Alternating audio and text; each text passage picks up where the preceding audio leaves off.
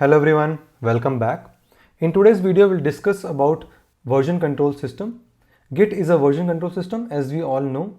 And before going ahead with the Git tutorials, we'll discuss in detail about what are different kind of version control system and why exactly we need it. So a version control system or a software is a smart software which tracks all the modification done on a project. So if in case there is a mistake made by a developer, so that they can always go back and compare the earlier version and fix it to avoid the disruption made by the particular changes to the entire team. So there are different kind of version control system available in the market. That is local version control system, centralized version control system, and distributed version control system. So let's talk in detail about different kind of version control system. Local version control system was the first version control system that was introduced in a market.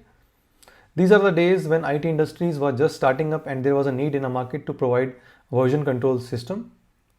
As the name suggests, it was hosted and maintained locally on the developer's laptop or a desktop on which they are working on.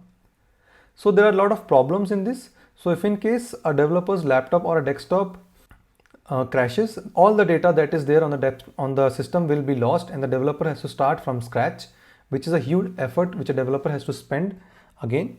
In addition to that, collaboration was a huge nightmare since all the developers are working on the local system on a day-to-day basis for quite some time, and in the last when they have to merge the code, the conflict arises.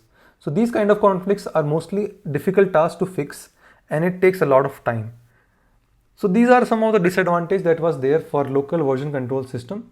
To avoid this, centralized version control system was implemented. Centralized version control system provides an edge on local version control system. As shown in the diagram, the central server will host the master repository. So this repository will always be considered as a master set. So all the developers working on the project will keep on committing their changes to the central server. So in this case, the central server will always be updated with all the changes done by all the developer at any point of time. So now the admin will have an access on all the changes that is done. In addition to that, collaboration become easier in this case. But the biggest disadvantage in case of centralized version control system is if something happens to the centralized server, everything will go on a toss. So if in case there is a project which is having TBs of data and suddenly something goes wrong and the server is off, then the entire company will be in problem. To avoid this kind of condition, distributed version control system was implemented. Distributed version control system is an improvement on top of centralized version control system. As shown in the diagram, all the developers that are working on the project will first commit their changes to the local repository, and from local repository the changes are pushed to the centralized server or the repository. The local repository contains the latest changes that are always present on the centralized server, which act as a mirror image, or it's actually a mirror image that is present on the local repository. So if in case anything happens on the centralized server, local repository can always be taken as a backup. So as we all know, Git is a distributed version control system and we will be discussing a lot more about Git in the upcoming videos.